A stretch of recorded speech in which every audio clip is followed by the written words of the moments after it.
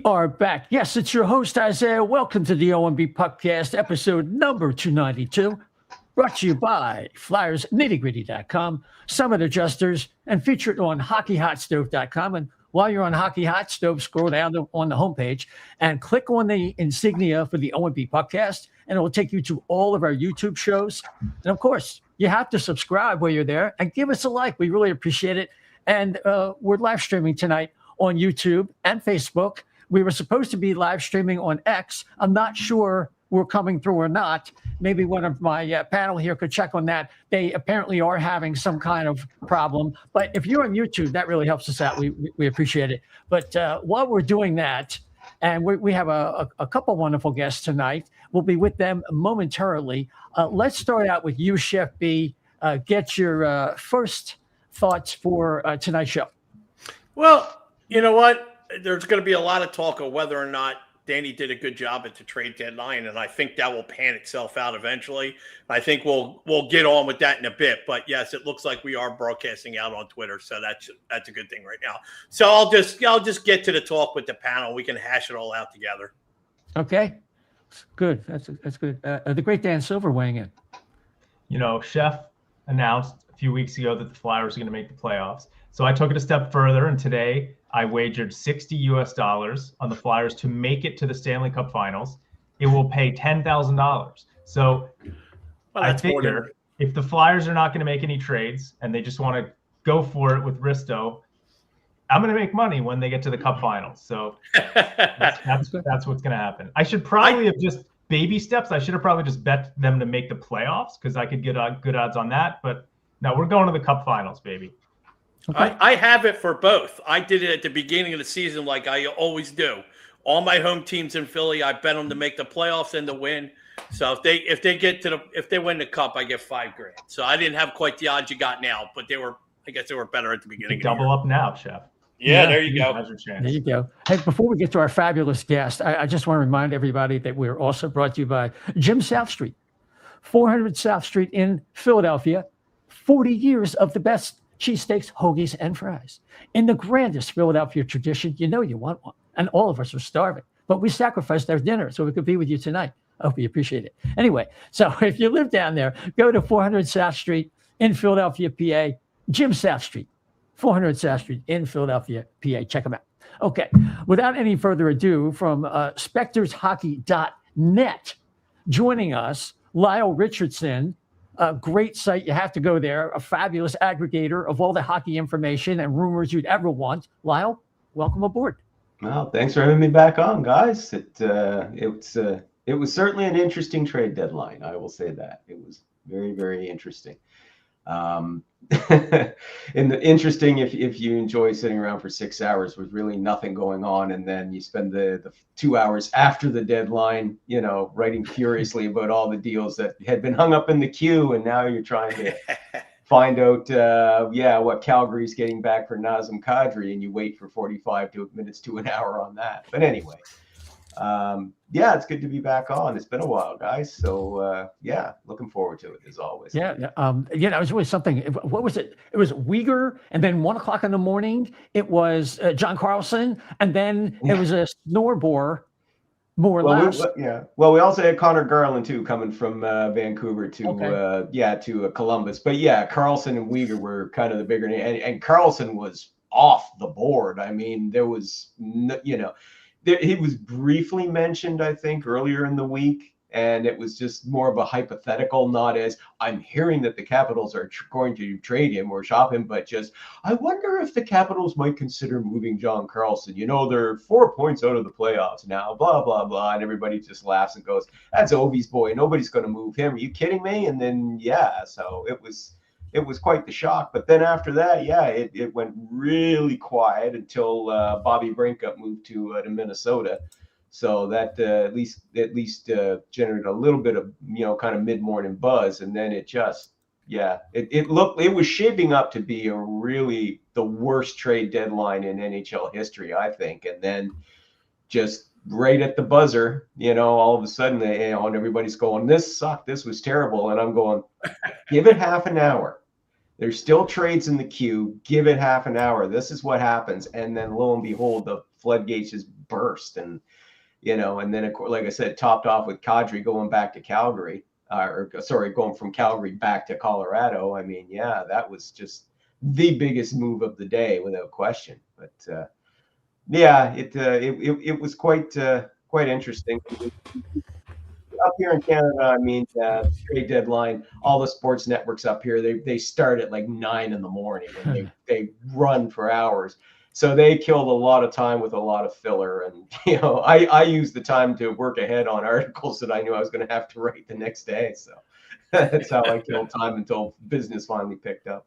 Yeah, no doubt. I guess people tend to concentrate on like three groups. You have the contenders, mm-hmm. and then you have the teams that have finally made the decision to sell, and then you get the occasional hockey trade. So what I figured we'd do, Chef, if you wanted to ask Lyle about some teams and some of his impressions, and Dan, you chime in. We could go from there. Sure. So I guess, we kind of agreed to divvy this up a little bit because it was going to be, I guess, Mondo, we're not going to be able to talk about everybody, but I was thinking, okay, let's talk about, like, I know I have a lot of friends that are Red Wings fans. How do you think they did?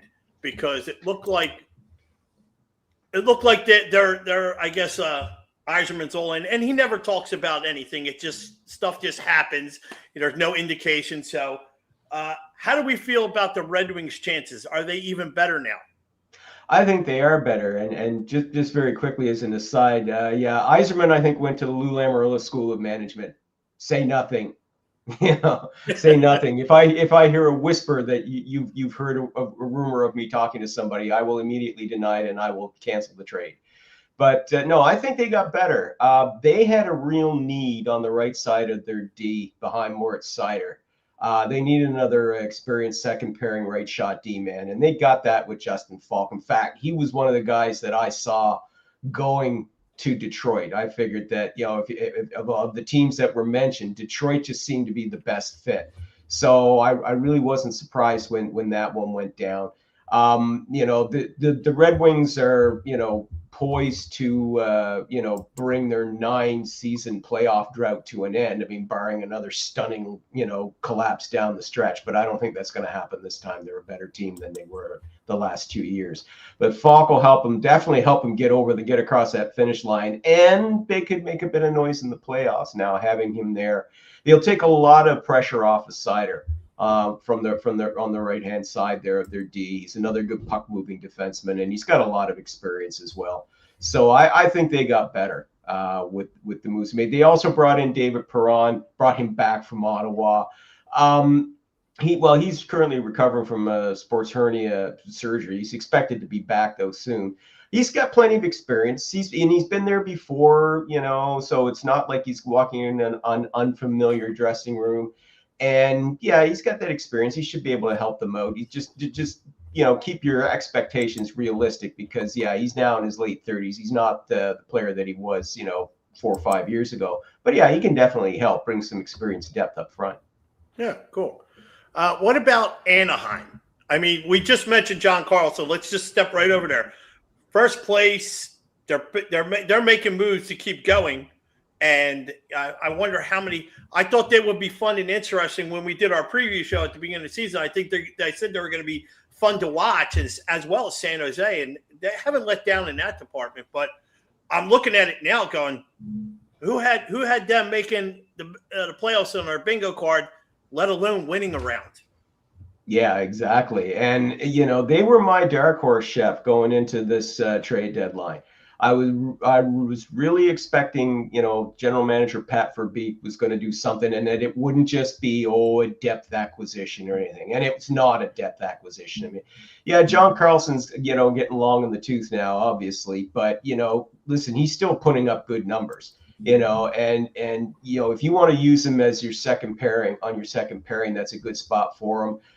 He can obviously jump up there and be on your top pairing as well. He brings experience, of course, there. He'll bring some additional leadership because that D core is young. I mean, yeah, Jacob Trouba is there, but the rest of it is a lot of kids. And, they're still learning and improving as they go. And, I mean, I believe they're going to make the playoffs. I mean, they're atop the Pacific Division right now. Though, mind you, that's the weakest division in the league. But but not to take anything away from what they've done. But yeah, they can still have adventures back there on their defense. I mean, there's been some games I've watched where it'd be like, ooh, that defense is still, they need some work. So bringing in an experienced guy like Karlsson, who obviously has a ton of playoff experience too, and with Trouba there, I think, that made their blue line better. And they shouldn't have any problem making the playoffs. And they probably win around by doing that. So a lot of fun to watch that team. Yeah. Speaking of dark horses, since and then I'll yield to Dan after this one. You said you had Anaheim as yours. I think I had mentioned Utah in passing as a good landing spot for Scott Lawton. He never got there, but also, look at them. They popped out of nowhere. They got Uyghur. Yep. They seem to not go. They're not going away, and they gave the Flyers a hard time the last time they were in town. So, are they real? Yes. Yes. Okay. Yes, they are for real. They are for real. They've been building and building over the last. Well, I don't just mean rebuilding as a whole. I mean their performance and their depth for the last 2 years. Ever since they pulled off the Sergachev trade 2 years ago, and you saw in the offseason as well. With the moves that they made as well. With the deal with Buffalo where they sent Doan and Kesselring to Buffalo. For oh gosh, help me out. I just forgot who was the forward they got. JJ Peterka and yes. Peterka. Yeah, Peterka was the one. I was going to say Coolidge. And I'm like, no, it's not Coolidge. Yeah, but Peterka, and that they've been Bill Armstrong's been steadily making those moves. And I wasn't surprised when Uyghur landed in Utah. His name had been mentioned out there. And interestingly as well, the Mammoth were also believed in on Robert Thomas with the St. Louis Blues. Yes. There was a lot of talk linking them that they had that Utah would be the best destination for Thomas because the Mammoth could offer up the best trade package, and they can. They have plenty of cap space to take on stuff. They had lots of draft picks and prospects and young players, which is why they were able to pull off the Uyghur trade, why they were in on Thomas. And I don't think they'll be going away on Thomas in the offseason. No. They're going to keep building. But they're in a wild card berth, the first wild card berth. They want to hang on to that. So, bringing in a guy like Uyghur, again, helps solidify your D. That's a big help. So, I think they're for real, and I think and they have him for the next 5 years. Again, not a rental here. They got this guy for the next 5 years because that's what's on his contract. So, I think they're in good shape. Mm-hmm. Excellent. Dan? Yeah, so let's jump over to the Eastern Conference for a little bit. So the team that got off to a kind of a poor, controversial start and a lot was going on, and now all of a sudden they're leading the Atlantic Division, the Buffalo Sabres. I mean, it's pretty unbelievable. They played in a crazy game yesterday against Tampa, 8-7. But and they had a crazy trade deadline. I mean, at first they thought they had Colton Parayko, and then he wouldn't waive his clause. And then they ended up with Logan Stanley and Luke Schenn. So just kind of curious your thoughts on their moves and what you kind of see from them the rest of the way. Yeah, well, first of all, by the way, Dan, I saw that game and you're right. It was very entertaining. Whoa, that was 80, man. That was a lot of fun with fights and everything. So throwback game, yeah. I don't know why everyone hates Rasmus Dahlin, by the way. Yeah, I was just going to say that. Yeah, what's his beef? Yeah. Well, it just goes to show. I mean, I think he tends to be a little chirpy, but anyway. The Sabres, I mean, first of all, I'm really happy for their fans because, my God, they've suffered a long time to this. What I read today, this is the first time in 15 years or 14, 16 years. 2011? 2010 or 2011 that they've been in first place in their division at this late in a season. So that's an amazing stat. That shows how miserable it's been for them. But to your point though, Dan, the Parayko thing, definitely indication that Jarmo Kekalainen wasn't afraid to try and swing for the fence, and it almost worked. I would have been very curious to see what the Blues would have got back for him, but regardless, deal didn't go off.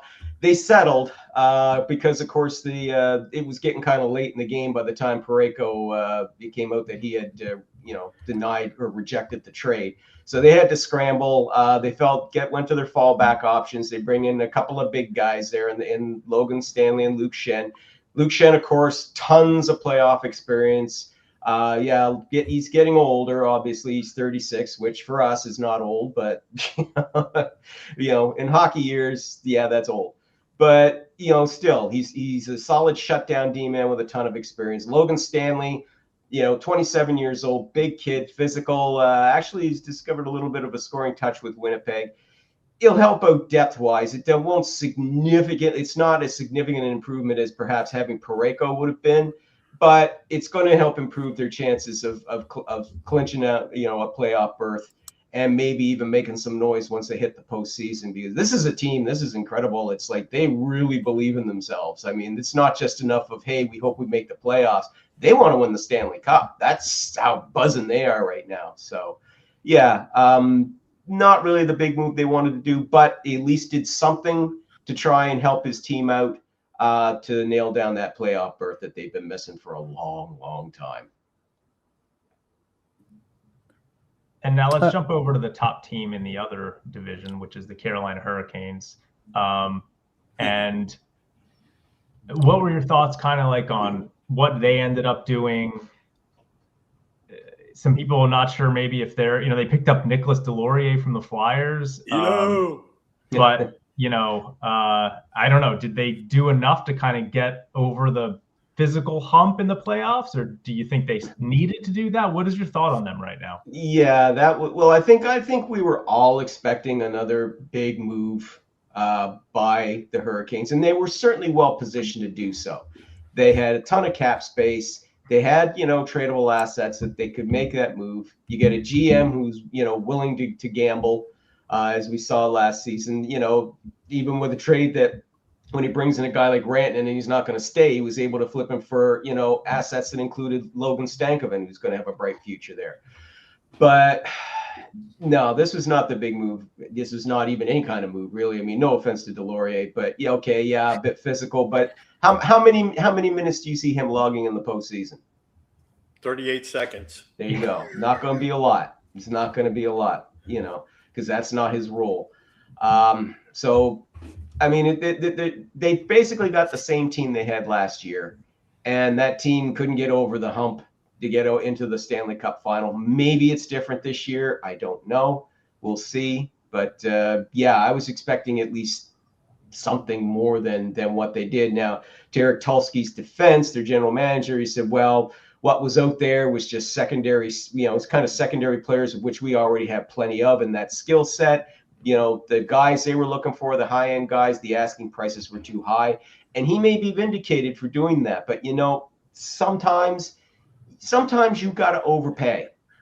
Because in today's salary cap world, that Stanley Cup window only stays open so long. The days of a team that can be a champion for decades or 5 or 6 or 7 years, they're long gone. I mean, and the Tampa Bay Lightning are a rarity, the fact that they were in contention as long as they were. For the Hurricanes, the move that he didn't, they say that sometimes the best trade you make is the one you don't, but this could be a case of the worst trade they made was the one you didn't make, right? Mm-hmm. Because they could have had a chance to bring it, because the talk was Vinny Trocheck, right? Might bring back Vinny Trocheck, to help him out center, that they were in on Robert Thomas as well, that they were name some of the big name forwards that were out there, and they were believed to be linked to them. And you didn't bring in any of them. And if they don't get over the hump this year, and if they start to decline next season, because they've been in there for a while now, since 2019, how much longer is that window going to stay open? We don't know, because some of those core guys are getting older too. So maybe he missed a golden opportunity here. We'll see. Is it on Brindamore or the GM? Just a quick follow-up question. Well, I think this is on the GM. Again, I mean, the options were there. I mean, I get that you don't want to overpay. I get that, but your window is right now. And sometimes, this is your opportunity to get a guy that wouldn't have been a rental. If the guys that were linked to were rentals, like Thomas and Trocheck, okay, I can kind of understand it then. But these are guys with term on their contracts. You're going to have them beyond this year. Dude, go get them. You know, if that's going to help get you over that hump, do it. Yeah. So we're going to spend a decent chunk of time talking about the Flyers and the deadline. I certainly wanted to get your thoughts. I mean, a lot of fans were kind of hoping that they would move Ristolainen, and it seemed like maybe the offers didn't materialize. It's unclear from what Brière said of what kind of offers they were looking for, what was out there. So the only thing they ended up doing was the Bobby Brink for David Jiricek trade, which who knows, maybe that'll yield big returns down the road. But what was your kind of thought from the league-wide perspective about the Flyers trade deadline?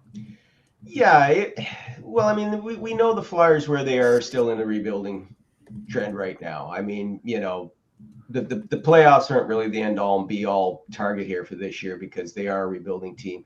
Yeah, there was a lot of expectation that Ristolainen would move, but that came sort of like very much almost at the last minute because he had a really solid performance playing for Finland in the Olympics, right? And that, you know, raised a lot of eyebrows. Like, oh, wow, this guy's still terrific. Okay, so that's after the Olympic break. That's when you really started hearing the Ristolainen talk come in.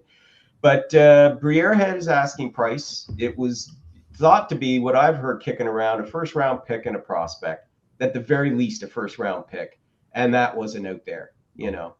Which is odd because, you know, you see some moves where you see guys go for a first rounder and you're like, why? But, you know, but anyway, he had his price. And the other thing as well is he doesn't have to move him because, again, he's under no pressure to because Risto signed through next season. And you've got a young defense core there that's going to get younger. You got guys like Bonk. You've got Jiricek that you just acquired. Young guys, you're going to have to make room for them sooner or later. But at the same time, do you want to get rid of all your experience? You know, do you really want to, you know, because Ristolainen has a lot of experience. Do you want to move him out and not have somebody there who can still kind of mentor? Now, that's not saying Ristolainen won't get moved in the summer. You know, maybe a team will pop up and go, hey, Danny, we got an extra first-round pick. Would you take the first-round pick in this grade B prospect? Would you do that? That sort of thing, and we'll dicker from there.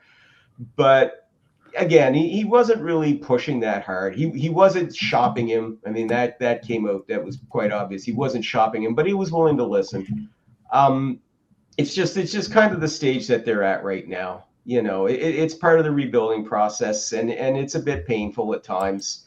Having, as a Canadiens fan, having gone through it, you know, for several years before they got better starting last year. Yeah, you know, you kind of wonder, why didn't you do this or why did you do that? With the Jiricek one, that one's interesting because he's really struggled to stick now. This is the third team he's been on. Okay. He was a first-round pick, a high first-round pick for Columbus, not all that long ago. But he had, I believe it was a nasty ankle injury, a knee or ankle. I think it was a knee. Yeah, and that really, I believe that happened in his draft year, and that really kind of has affected his development. He struggled to stick with Columbus.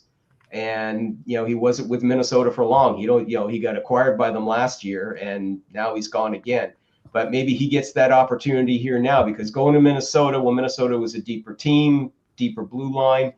Now he'll have an opportunity on a rebuilding club. So maybe now at 22 with some more maturity, he'll be able to work out there. Brink, hey, he's going home, you know, good for him. You know, hopefully he gets the opportunity to really shine there in Minnesota. But again, you know, Minnesota's a very deep team. So maybe he will, or maybe he ends up struggling to kind of hold a spot. But as far as it goes for the Flyers, as I said, I sound like a broken record here, but you're rebuilding, and this is just part of the pain of doing so. You're not the worst team in the league or among the worst, but you're kind of in that gray area right now, and to try and make an acquisition to maybe make a Hail Mary run for a playoff berth where you might be first rounded out, not really worth it to give up assets to do that. Mm-hmm. Yeah, you know, one of the things I heard, Lyle, is that the Flyers actually had a deal on the table, and this is from Dave Pagnotta, which he talked about on his Hot Stove Sirius XM show. They actually had gone pretty far down the road with it, and at the last second, Danny Brière pulled out of it. Well, had second thoughts. So it seems as if they had, kind of like an understanding of a deal for Risto, and I guess it wasn't quite what he was looking for. He had reservations and he pulled back, but it was definitely something I'd love to know. I guess at some point we may find out who that was. Pena is pretty reliable like that. So, yeah. Yeah, well, I mean, again, I mean, the belief was that Brière wanted a first round pick and a prospect for Risto. So if it had gone down, that far down the line, what would it have been? Maybe it was, okay, we'll give you a prospect, but you're only going to get a second rounder. Who can say? I mean, we don't know it's going to be a big move or what that was. We do know he's trying to bring in younger assets, obviously, because again, you're going through that process. So, maybe it'll come out later on or whatever. Maybe if they trade him this summer, Brière will stand at the podium and say, this was the kind of deal I was working on back, Maybe this could kind of be like the mysterious trade that Montreal was working on that fell through at the deadline. And maybe this will be the same thing. It's like, we worked on it. It fell through at the time, but we had the framework. So we just revisited talks in the off season and here we are. So, right. And that's the kind of thing that Brière talked about with Zegras. They had something, in a framework like you're talking about with Zegras, and it just didn't work out until it did with Ryan Poehling. The other thing with Jiricek is kind of interesting, and I know the brass was split between Gauthier and Jiricek, believe that or not now in hindsight, but in 22 that really was the case. And I'd heard that Columbus is picking right behind them. Obviously, they were okay with either one. They were rating them pretty evenly. The problem I have with the Jiricek, because I like the player. I think Dan and I wanted Jiricek, to be quite frank, is that he's not waiver eligible next season.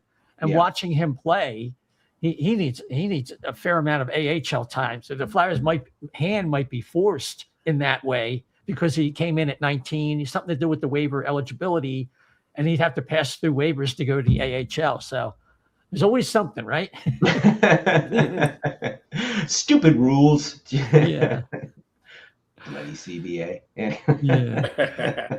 So what happened up in Montreal? Were they kind of looking for hockey trades, or because they're having a pretty good year, and they're right there with the wild card, and they could be in the division, and what the expectations are going to make it this year.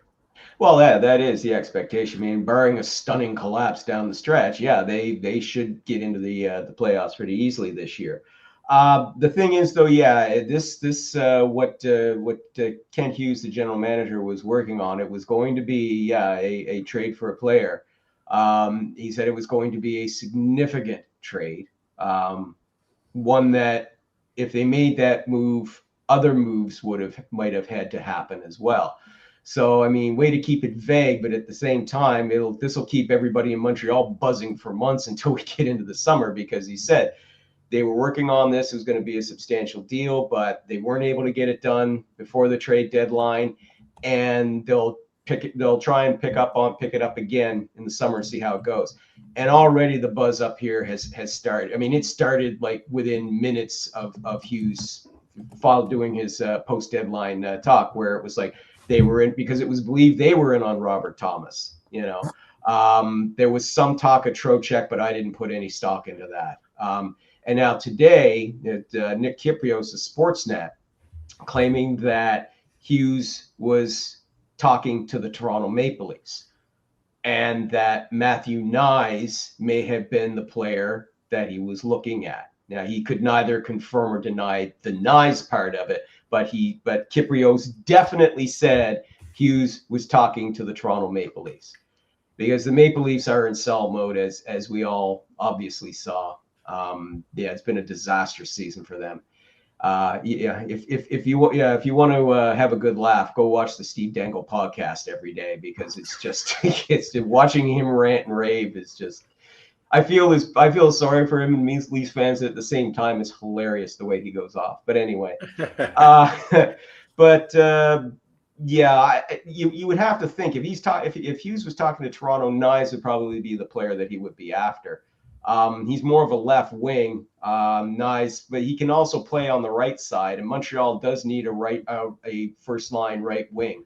That's something they're lacking. I mean, they've got Suzuki and Caulfield. That's their best 1-2 combination. They moved Slafkovsky back up there, for the last couple of games because Slafkovsky had been playing down on the second line, being the driver of that second line, by the way, with Demidov and Oliver Kapanen.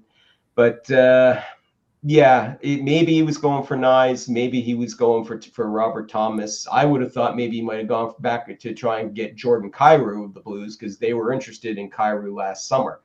So it'll be interesting to see what happens. But But it's funny too because Canadiens fans were kind of split going into the deadline on go get this guy. The East is wide open. Bring in Thomas or whoever, and that could put us over the top, and we could go for a cup run this year. And then you had the other half of the camp I'm in, which is like, don't deviate from what's gotten you this far. Don't trade away Michael Hage, your top prospect. Don't trade away Alexander Zhuravsky, one of your other top prospects. Don't trade Jacob Fowler.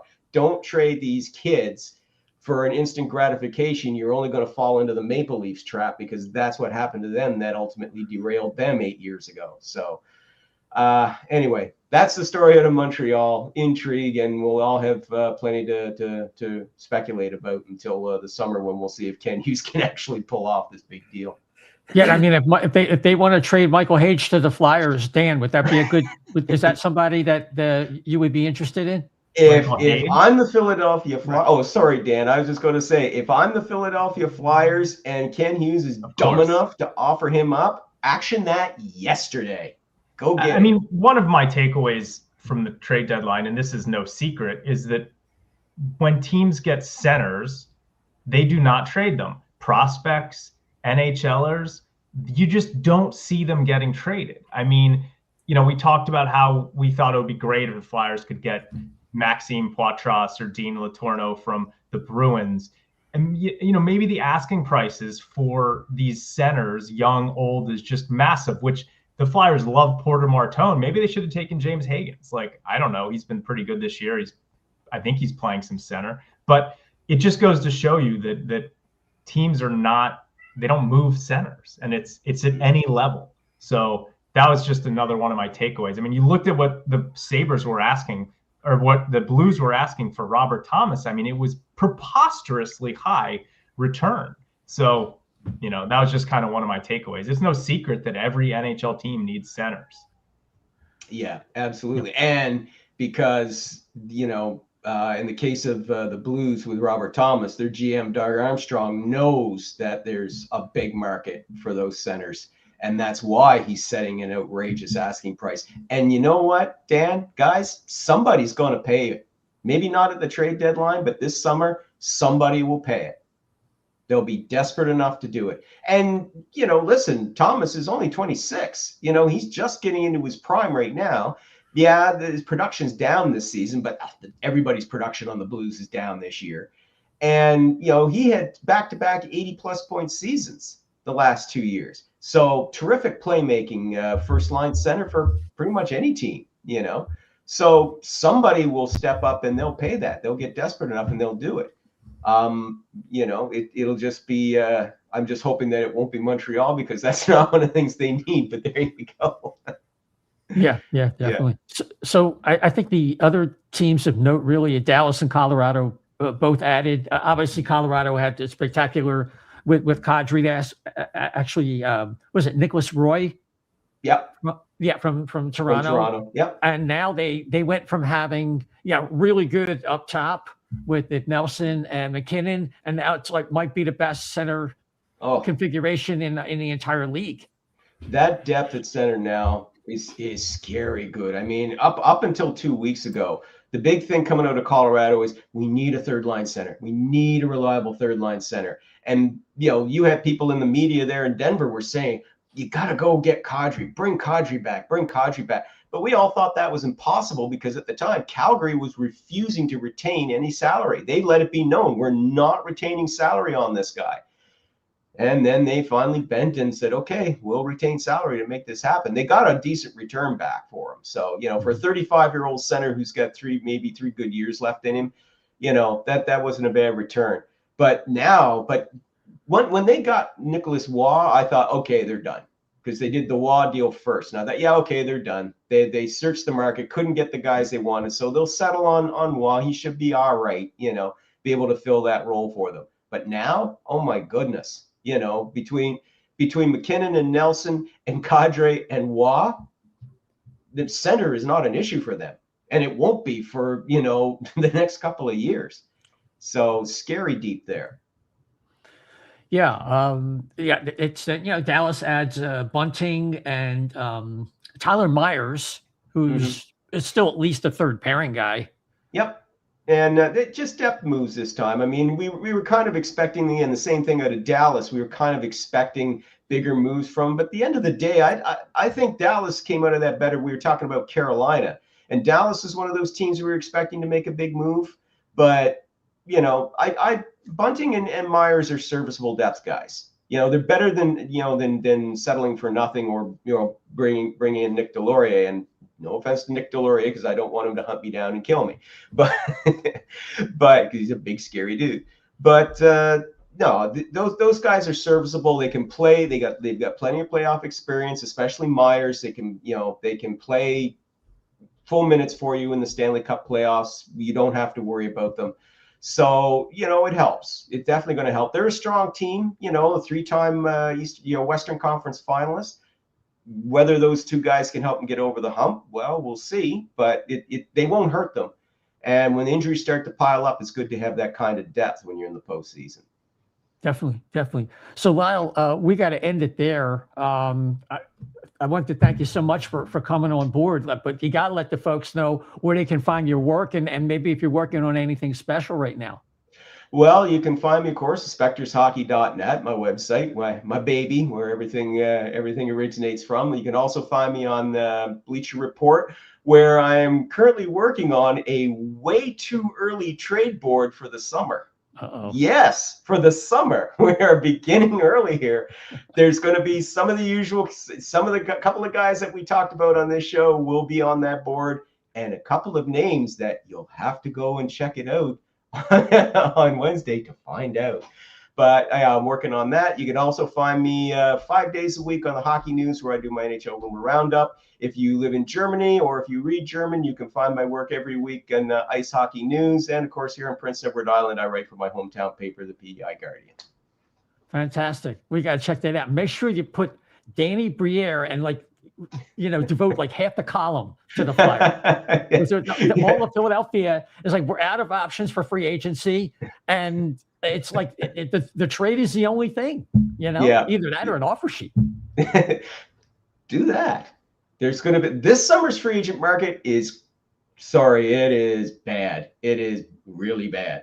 But the RFA market, well, maybe this could be the summer of the offer sheets, considering last summer was supposed to be and didn't happen. Maybe this summer. Maybe. Lyle, thanks again. Appreciate you. And hopefully, we'll see you again very soon down the road. Thanks for having me on, guys. Take care. All right. You take care.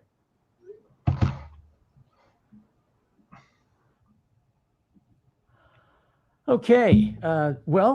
Before we bring Anthony DiMarco from dailyfaceoff.com, it should be with us directly. Chef, why don't you remind the folks in PA, Delaware, and New Jersey why they should call Summit Adjusters before their insurance company if they have property damage?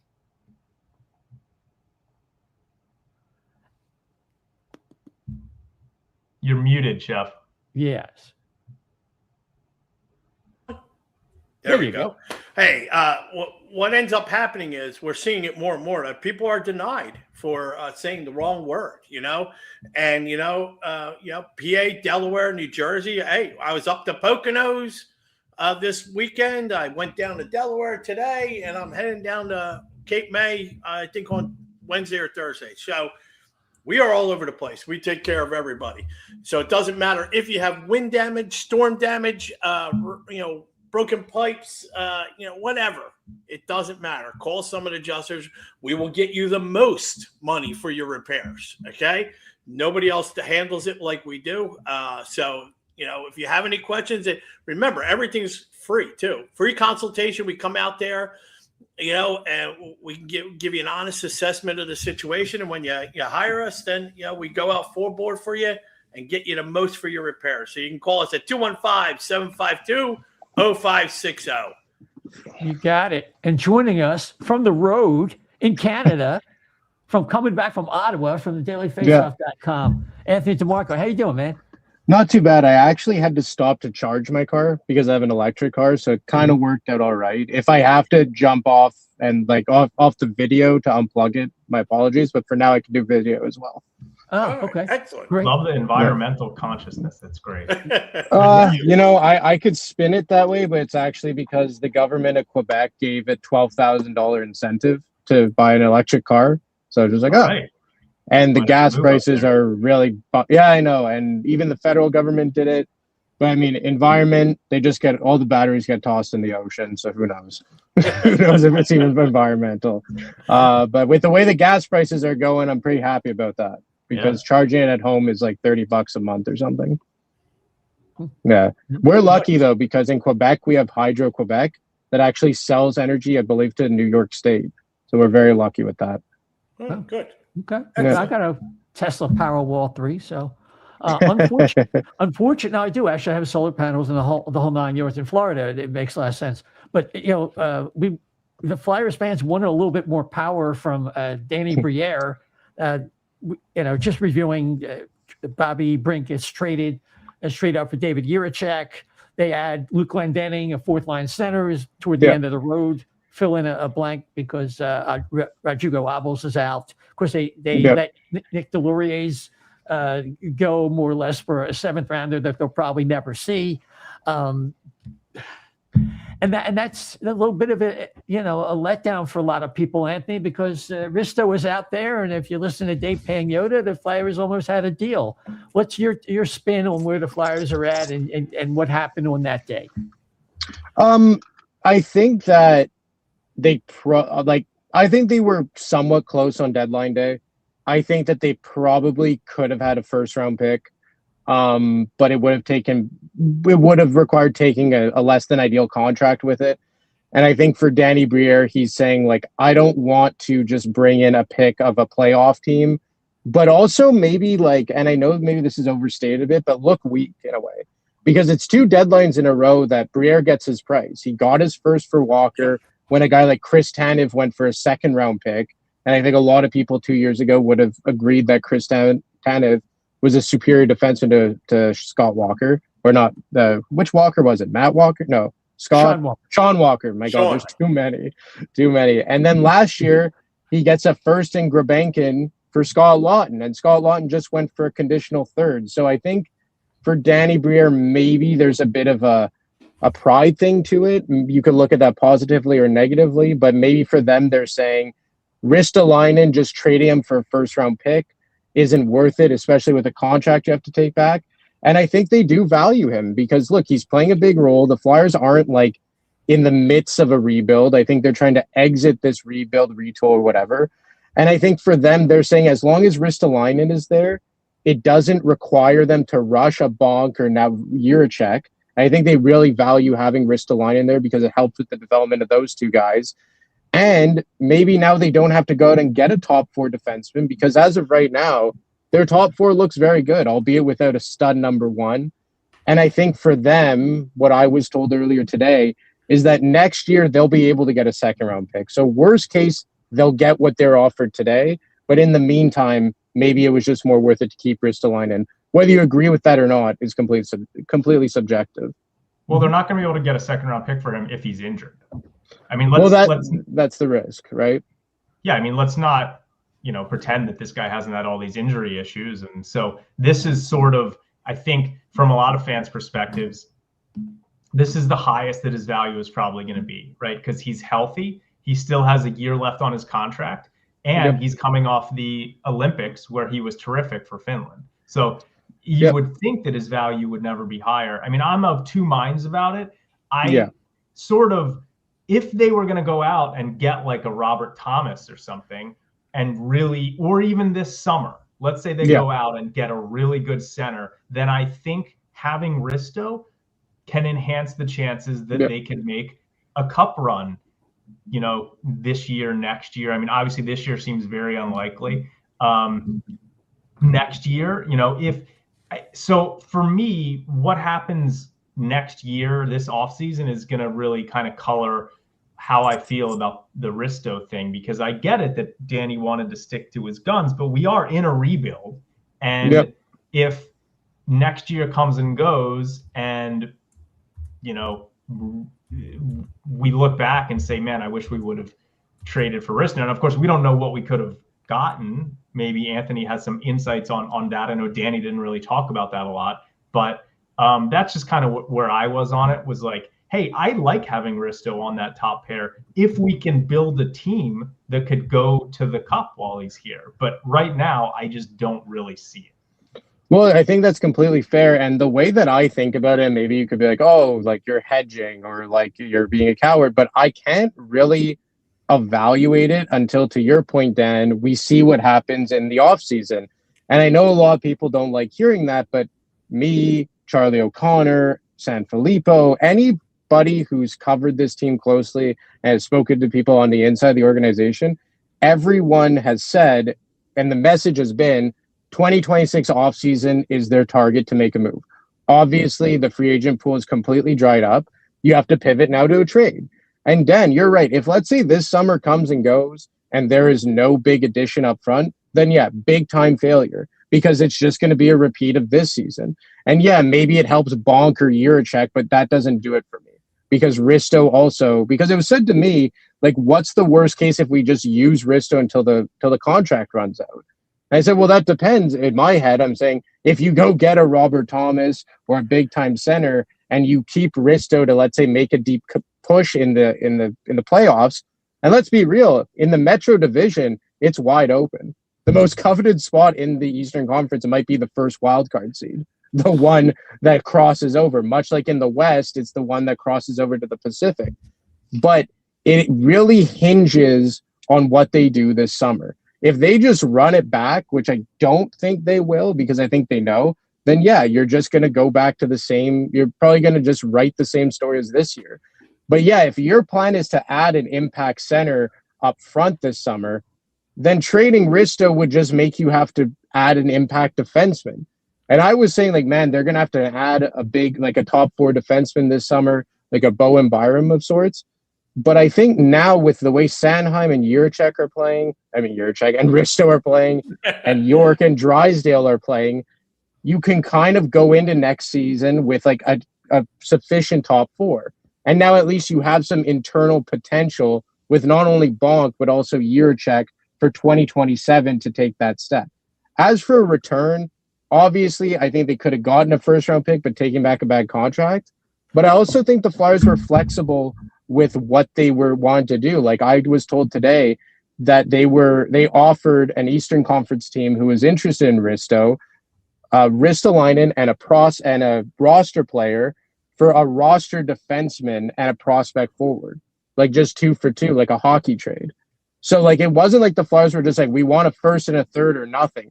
They were being flexible. I think a lot of sellers, or buyers rather, really got caught with their pants down because the prices didn't come down. I think Boston wasn't very happy. Like, Boston told me like the Flyers and whatnot were being greedy. And I think even the Detroit Red Wings probably had to make that trade for Justin Falk at the 11th hour because the prices weren't coming down. So to answer your question a roundabout way, Dan, I really think that the Flyers were flexible on what they wanted for Risto, and it wasn't just a first-round pick. They also explored hockey trades as well.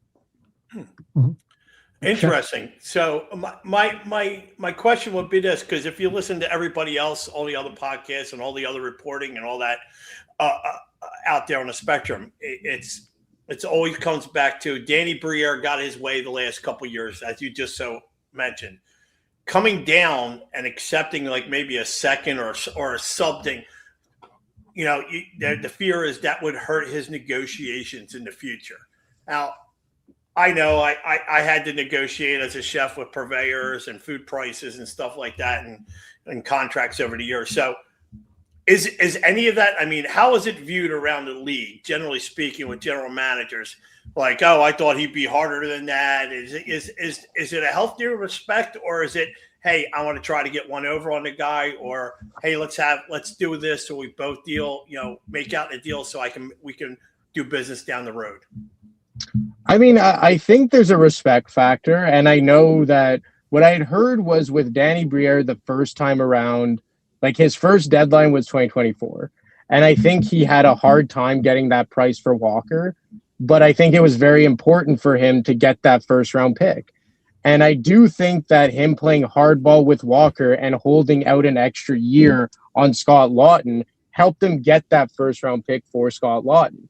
Now, look, did he overplay his hand a bit? Maybe. It's subjective. But you could argue that Ristolainen is more important to the Flyers now than Laughton was last year, certainly, and comparable to Walker 2 years ago.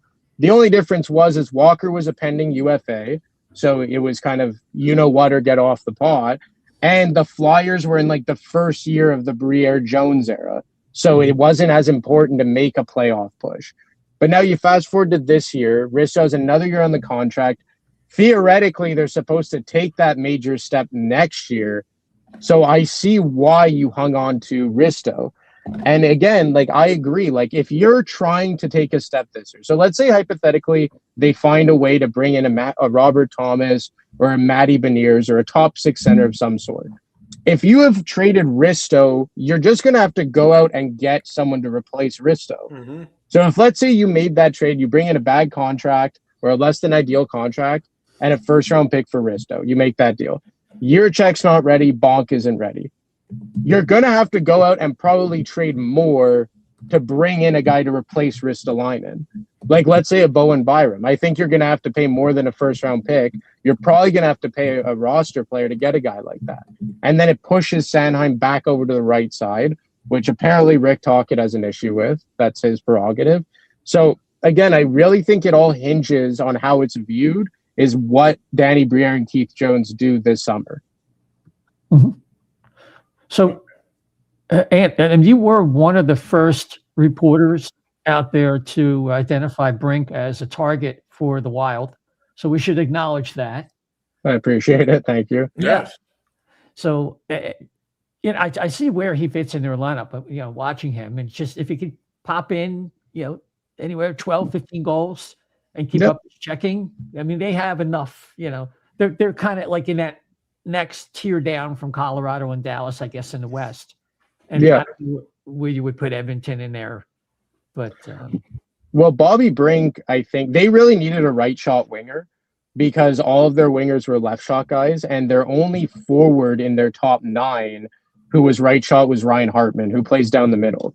And they had thought about trading him. They pulled back because he obviously has chemistry with Zuccarello and Kaprizov. The thing about Brink is that he actually played with Matt Boldy in the U18s, the U18 team of the US, the development team. So there's kind of like that fit there. He's playing with Eriksson Ek and Matt Boldy, which I think could work. I really like Eriksson Ek. I really like what Matt Boldy brings to the table. And then it gives you that Russian third line of Trenin, Yurov, and Tarasenko. They obviously go and get Nick Foligno. So now you have a really hard-hitting fourth line of the Foligno brothers centered by presumably Michael McCarron, who they pried out of the Nashville Predators. So I get what they're going for. I know they also kick tires on Tippett. I think a few teams kicked tires on Tippett. I just don't think anyone was prepared to meet the Flyers' ask, which was justifiably significant. I like the trade for the Minnesota Wild. What I like about Bill Guerin is that when he wants something, he gets it done. Obviously, Brink is a Minnesota kid. Probably will re-up there at a decent cost. And for the Flyers, I like that trade as well. Like, it's an upside trade, and let's be honest, like Bobby Brink, I think on this show with you guys coming into this season, I said, I like Bobby Brink as a player, but when I look at the Flyers roster, he's just that one guy who is just like, I don't know what to do with him. And the thing is that he was kind of occupying a right wing spot. And what happens? You shift Michkov back over to the right side. They've liked the way he's played since the Olympic break. And I think he's actually found some decent chemistry with Noah Cates. And I love Denver Barkey, who's a high IQ player on the left side. And just taking Brink out of the mix, it just kind of makes everything else fit a little bit better. I don't know if you guys agree. Just everything kind of looks better now. And, you know, exactly. So when TK is healthy, you have TK come back in, take his spot beside Couturier. No, he was playing with Dvorak and who's on the left side? I guess Alex Bump. And then you have Zegras maybe centering. I'm kind of getting lost with all the players, all the changes now, but with Owen Tippett and maybe Grebenkin goes over back to the left side. So, I mean, I just think that Brink was a guy who has value, and I like the upside for David Jiricek. Yeah, I mean, the only thing with Jiricek is he's not waiver eligible next year. He's not waiver exempt, I should say. So he'd have to go through waivers, and you watch him play. I just saw him one game, but it was very consistent with what I've been hearing. He needs to be rebuilt, and it would be better if they could send him down for maybe a half a season, because I don't think they're going to be able to fix him as much as they would like to in the final 20 games, Lehigh Valley. And of course, they probably want to take a look at him here. That's the only little hang up about the trade. For the Flyers, that's exactly the kind of trade they should be making. Yeah. And look, I presume that next year he probably starts on that third pairing, whether it's with Emile Andre or Nick Seeler. I presume it's Nick Seeler. You get a size. I really like the shot he brings. I think he scored on the power play in his first game with the Phantoms. So, I mean, look, I even spoke to a Minnesota source who said that they love the trade for the Flyers and they like the overall look of the Flyers blue line long term. Obviously, you don't have that standout number one. Obviously, I put out that tweet today about what it could look like in 2027. But I mean, aside from the fact that there's no true number one, it looks pretty good 1 through 6. It does. Now, if one of these guys could take a step, I guess at this point, the one who has the best crack at it is probably Drysdale. But even that's asking a bit too much. But I mean, if one of them could maybe take a step and be like that 2-1 guy and maybe platoon it doesn't look that bad. Now, obviously, most teams have that stud guy on the back end. The last team to kind of win it without a stud guy is probably Pittsburgh in 2017. I mean, then you go back a while after that. But I mean, look, you're missing that number one. You hope one of these guys could develop into it, but especially on the right side, it really makes everything look better on that blue line long term now that you've added another young guy to that mix. I mean, I wanted Jiricek when the Flyers were in that draft position. He obviously has not developed like anyone really would have hoped. But the guy he kind of reminds, the upside that he kind of reminds me of is he kind of reminds me of Evan Bouchard a little bit, because I watch Evan Bouchard and he's not a very good skater. At least he doesn't come off that way. He's a bigger guy, kind of lumbering, which is what I kind of see Jiricek as. And they both have a huge bomb from the point. And Bouchard has really made it work. And I think that Jiricek might be kind of like a model for that. I think his hockey IQ, Jiricek, is a large question mark, as is his skating. So those are things that are going to have to be worked on. Isaiah, I don't have as much of an issue with him maybe having to be in the NHL next year. I mean, I think you can work on a lot of these things, getting sort of some sheltered minutes and practicing with the guys. And I'm not sure that he's necessarily it's a horrible scenario if he's not in the AHL. I will say this, not to cut you off, Dan, but I speak to people in Minnesota and they feel he's an NHL player. They do. But if you look how Minnesota deploys their blue line, they rely a lot on that top four of Hughes, Faber, Brodin, and Spurgeon. And then that bottom pair gets that 8 to 10 minutes a night with Jacob Middleton and Zach Bogosian. They also go out and get Jeff Petrie, a veteran guy. So I think for them, Minnesota was saying, we could use him that way. And he is an NHL defenseman. But the thing is that do you want veterans more in that role? And I think that if you're a playoff team that is really top four reliant, you want veterans who know that role to be really deployed there. And I think you've seen a lot of teams kind of rely on those veterans weighing the cup. In Tampa Bay, it's been Kulikov and Ekman Larson. very much so in that regard. So, I mean, I think that's where Minnesota stands on it. Mm-hmm. Yeah, just wanted to get your thoughts, Anthony, on the promotion of Alex Bump. And if you listen to Taka today, it sounds like he's going to get a little bit longer look than just kind of babysitting the spot until TK comes back, because TK is coming back tonight versus the Rangers. And he had obviously a very impressive first game, generating a few shots, including his first NHL goal. Yeah, I mean, I really think Alex Bump is here to stay. I think he's going to be part of the mix going forward.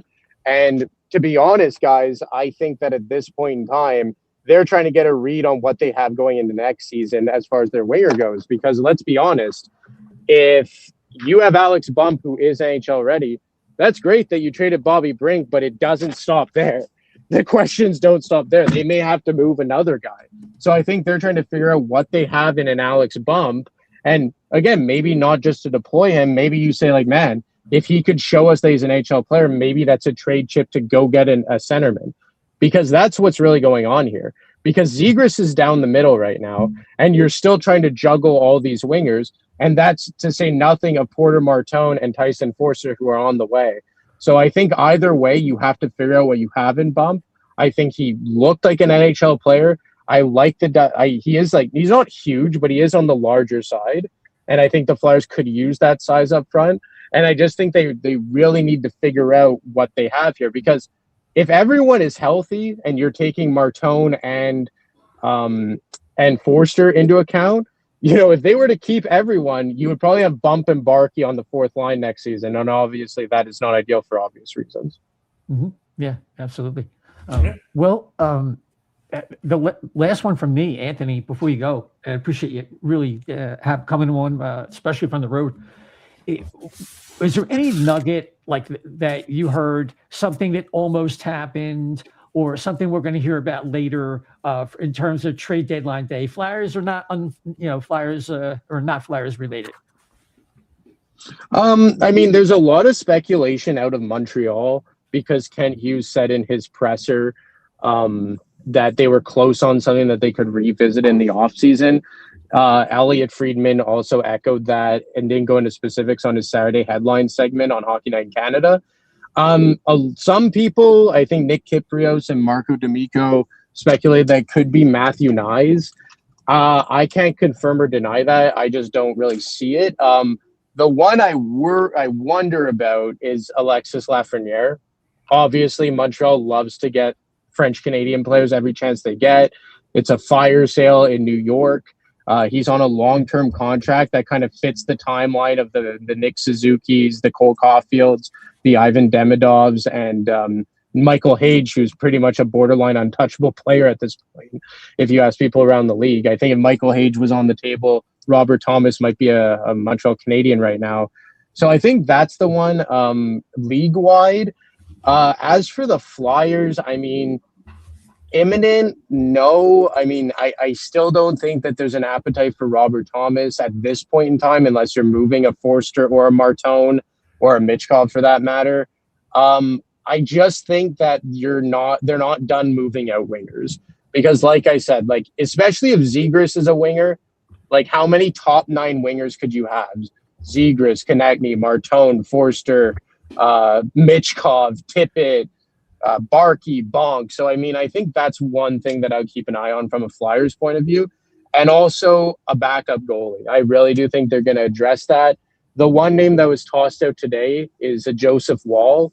I think the Flyers do like him. Toronto has to do something with the goaltending. I've spoken about Dennis Hildeby before, but I think that they're going to keep Hildeby because of that aforementioned really good contract, but he can't go through waivers next year, or he would have to pass through waivers next year. So like a Joseph Wall, you could look around a couple other goalies across the league, maybe like an Ukko-Pekka Luukkonen, depending on what Buffalo does with their goaltending long term. So I think from a Flyers point of view, you're going to look to see them move out some wingers and really address that backup goaltender. Yeah, no question. That and of course center is one thing that Lyle mentioned. I know we all want to go watch the Flyers game. One thing that Lyle mentioned was that there could be an interesting summer for RFAs just because there aren't really no good UFAs. So I just took a quick glance at the RFAs that are out there. Now, there are some guys who you can, I don't think there's any way you'd end up with, like, obviously Connor Bedard, Adam Fantilli, Leo Carlsson. Those guys you just have to think are going to be matched no matter what. But there's some interesting guys out there like Kirby Doc, Cole Perfetti probably would get matched on, Barrett Hayton, Cole Sillinger, Connor McMichael, Peyton Krebs. There's some interesting guys that the Flyers could conceivably go after. I don't know if some of them would be an upgrade or not, but I don't know. Anthony, would you be surprised if there's some kind of RFA offer sheet action this summer or a trade for an RFA? I wouldn't. This is the only thing, is that if you're going to get one of these guys, I love Trevor Zegras. I like the ad. I make that trade 10 times out of 10. But you're going to have to get a centerman. Kirby Doc is playing wing on the third line for the Canadians. Cole Perfetti's playing on the wing for the Winnipeg Jets. You need a centerman. I'm not saying you have to go out and get Leon Draisaitl or the cream of the crop. I guess Leo Carlsson's the best of the names that you just mentioned as true centerman, but you need a centerman. I think the Flyers, center. Yeah, like 100%, no more wingers, slam dunk centerman. Look, for me, I haven't heard this name, obviously, and he is signed to a long-term contract. The name to me that I would really look at and try and get out of Seattle is Matty Beniers. And that's just what I'm thinking. Or the other thing is, you look at the Utah Mammoth, they have Logan Cooley signed long-term. They drafted Elliot Denwyer, 4th overall, who I believe they dangled for Robert Thomas. Dan, this is maybe more of your department, but a Cole Beaudoin, could you pry him out of Utah? Does he project to be a top 6 guy? I think Utah is one of the teams who liked Owen Tippett and circled on him a little bit. So, I mean, that's the kind of thing that you need to do. You need to go out and get a legit center, and a legit center who at least projects to be a top 6, because you can't get any more like lower end guys. Like one person said to me today, the Flyers have cornered the market on third line centers. They need a legitimate top 6 guy. Yep. And Dan, maybe you could speak a little bit to Cole Beaudoin if you think that would be a good ad for them. I'd probably have to do a little bit more research. I don't, off the top of my head, don't really know, honestly. No.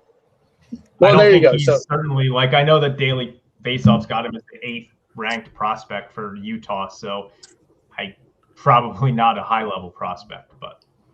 So then that's it. I think you have to just go out and find a centerman who fits your timeline. Robert Thomas, just the price seems to be too much for the Flyers, and for a lot of teams for that matter, based on the fact that he's still in St. Louis. I just wonder about a Matty Beniers, because obviously Seattle probably wants to shake up that mix.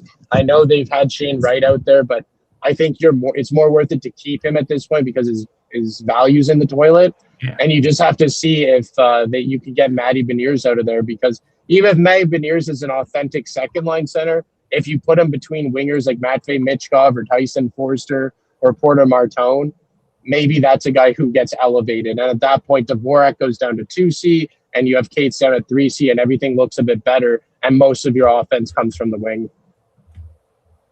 Awesome. You got it. I think we're going to wrap it there because the Flyers are underway. I'm not going to tell you anything about the game because it's just got started.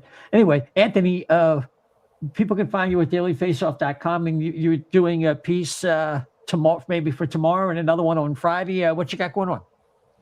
Yeah, so for tomorrow, my typical Flyers piece, or my weekly Flyers piece for that matter, just to wrap things up, a lot of just expanding what we talked about today. Nothing crazy now that the deadline's come and gone. It's not going to be as earth-rattling as maybe my last couple pieces were, but it's just basically expanding on what we chatted about today. You got it. But you got it. You guys got anything? I think they're going to call it a wrap for tonight. No, I think that I'm good. I got everything I wanted to talk about. So, okay. Yeah. Thanks, Anthony, for coming on. Really appreciate it. And I don't have a chance to give you the numbers tonight, but the Flyers going in had a 7.7% chance of reaching the postseason. So it's not that great, but we'll see what happens tonight. And So Dan, last words, and we'll get on out of here with you and Shep. No, my last words the same as my first words. We're making the playoffs. We're going to the Cup Finals, and we're all going to get rich. Yes, I like that idea. I second the motion. And if you want to argue with us, you can find us at Chef the Left B on Twitter. You got Dan Silver at DSilver88 and Isaiah at O&B Puck. Yeah, at O&B Puck. And the Flyers play 4 times this week, obviously starting with the Rangers tonight as we record. Washington and Minnesota back-to-back, home on the road respectively. And then they have a Saturday night game against the Columbus Blue Jackets. You can follow us on X at O&B Puck, at O&B Puck. Same thing with Blue Sky, Getter, at O&B Puckcast. And we're on all the podcast platforms. If you give us a follow on Apple, Spotify, iHeart, TuneIn, whatever you want, or maybe all of them. And of course, YouTube, subscribe and give us that like. We really do appreciate it. And with that, thanks for joining us tonight. Until next time, everybody, take care.